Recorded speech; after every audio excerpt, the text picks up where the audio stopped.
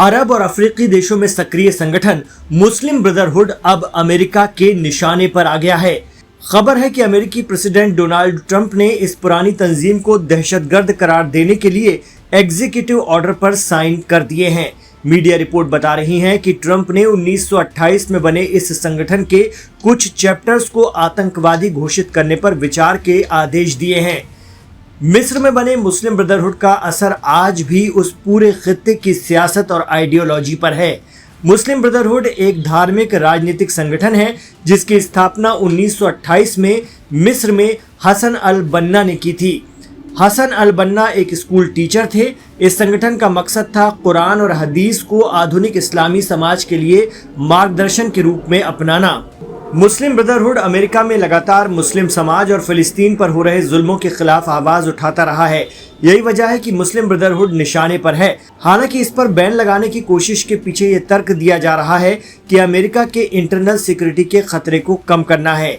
1928 में स्थापना के बाद से ही ब्रदरहुड तेजी से मिस्र, सूडान, सीरिया, फिलिस्तीन, लेबनान और नॉर्थ अफ्रीका में फैला। 1940 आते आते इसके 5 लाख से ज्यादा मेंबर हो गए थे।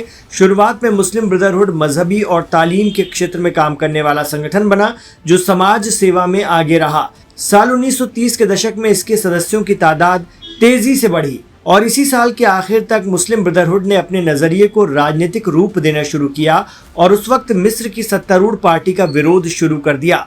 1940 के दशक में मिस्र की मुस्लिम ब्रदरहुड ने अपनी फोर्सेस बना ली। 1948 में इसी विंग के एक मेंबर ने मिस्र के पीएम महमूद फहमी अल नुकराशी पाशा की हत्या कर दी थी। लेकिन 1960 आते आते मुस्लिम ब्रदरहुड ने बाकायदा तौर पर ऐलान किया कि उनका काम सिर्फ इस्लाम की दावत और खिदमत है। अब वो आगे से हिंसा नहीं करेंगे। इसके बाद लंबे वक्त तक मुस्लिम ब्रदरहुड समाज सेवा में सक्रिय रहा। लेकिन 2013 में मिस्र की राजधानी काहिरा में फौजी तख्ता पलट हुआ। मिस्र के मुस्लिम ब्रदरहुड के कुछ गुट जैसे हसम और लीवा अल थवरा ने अपने रास्ते अलग कर लिए और सरकार के खिलाफ हो गए और हमले शुरू कर दिए। अमेरिका पहले ही इन दोनों समूहों को फॉरेन टेररिस्ट ऑर्गेनाइजेशन बता चुका है। कहा जाता है कि अलकायदा का नेता ऐमान अल जवाहिरी भी कभी मिस्र की मुस्लिम ब्रदरहुड का मेंबर था, लेकिन दूसरी तरफ ब्रदरहुड ने भी अलकायदा की विचारधारा और तरीकों की कड़ी निंदा की है। दुनिया भर में मुस्लिम ब्रदरहुड की शाखाएं लोकतांत्रिक चुनाव की वकालत करती रही हैं। इसी वजह से वो तानाशाहों और कट्टरपंथियों के निशाने पर रहती हैं।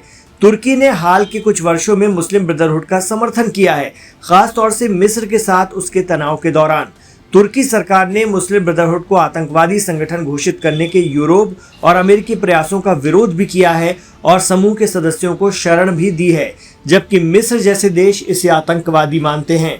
तुर्की की सत्तारूढ़ AKP पार्टी के मुस्लिम ब्रदरहुड के साथ संबंध रहे हैं, जो यमन से लेकर मिस्र तक की तुर्की की मिडिल ईस्ट नीति को प्रभावित करते रहे हैं। जॉर्डन, मिस्र, सऊदी और कई देश मुस्लिम ब्रदरहुड को अपने यहाँ बैन कर चुके हैं। खासकर जहाँ तानाशाही और राजशाही है, वहाँ के हुक्मरान मुस्लिम ब्रदरहुड की नीतियों से डरते हैं। अब देखना होगा कि ट्रंप के जरिए इस संगठन को आतंकी करार देने के प्रयासों का कौन कौन से मुस्लिम देश विरोध करते हैं। इसी महीने 18 नवंबर को अमेरिका के एक शहर टेक्सास में मुस्लिम ब्रदरहुड को आतंकी संगठन घोषित कर दिया गया है। टेक्सास के गवर्नर ग्रेग एबॉट ने मुस्लिम ब्रदरहुड को विदेशी आतंकवादी संगठन और क्रिमिनल संगठन बताया था, जिसके बाद औपचारिक प्रक्रियाओं को पूरा किया गया और इस संगठन पर प्रतिबंध लगा दिया गया।